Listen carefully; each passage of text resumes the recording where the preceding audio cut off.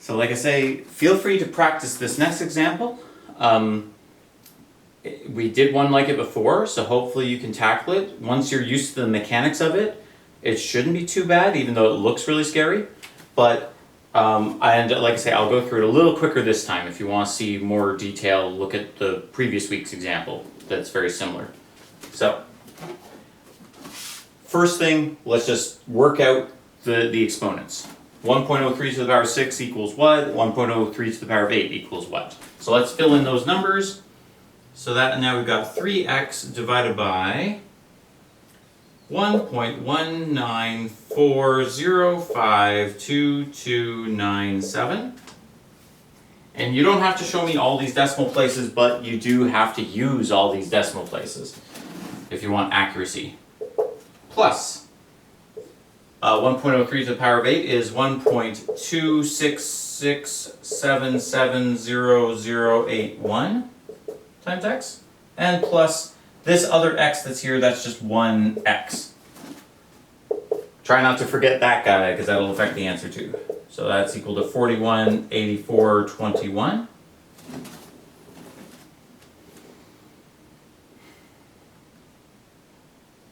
Okay?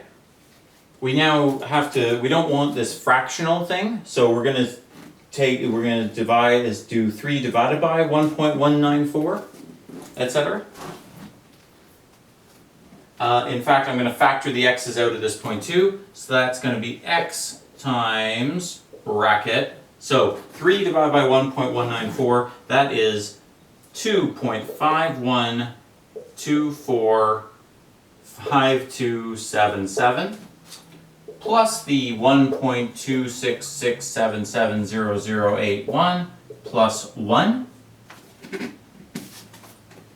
equals 418421.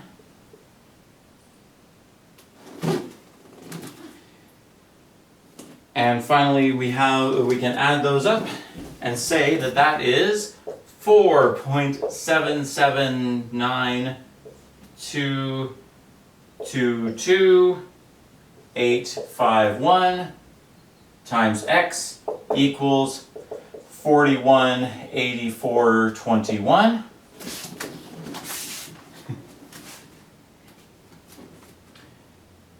And so x, like I say, x is equal to 418421 divided by 4.779222851. X is equal to $875.50. I'm not going to worry about checking the work, but you could if you want to. It's a long walk to it, but it shouldn't take you too long, and especially if you're storing numbers in memory so you don't have to keep retyping them in the calculator. Like I say, generally this often is a 3-mark problem on a test, so it's significant marks for just a few major steps. Like I say, we're knowing how to what does the exponent mean? Just 1.03 to the power of 8, so it's that times itself 8 times total, and then being able to convert this fraction into a decimal form instead. 3 divided by 1.19. If it had just been x over, if it had just said x in the numerator, not 3x, then it'd be 1 divided by 1.19. And then add up the 3 terms to figure out how many x's you have, and divide.